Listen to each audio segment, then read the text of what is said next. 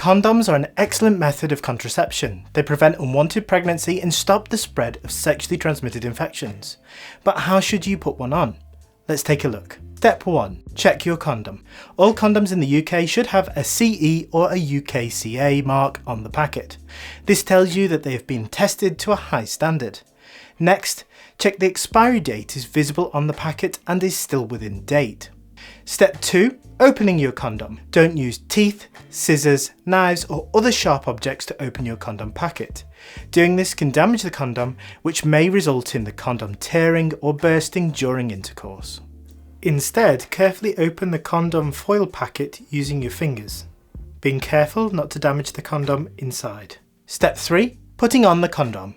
Place the condom on the tip of your penis. Then squeeze the air out of the tip of the condom using your index finger and thumb. Ensure that the condom isn't on inside out, allowing it to roll freely down the length of your penis.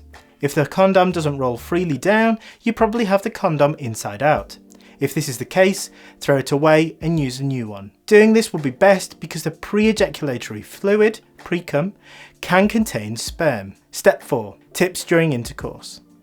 Sometimes accidents happen and the condoms can come off or split during sex.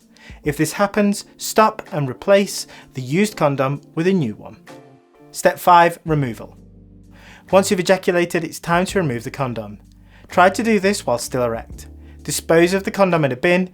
Don't flush it down the toilet, as this can cause blockages and an embarrassing discussion with your plumber when they find out what the problem is.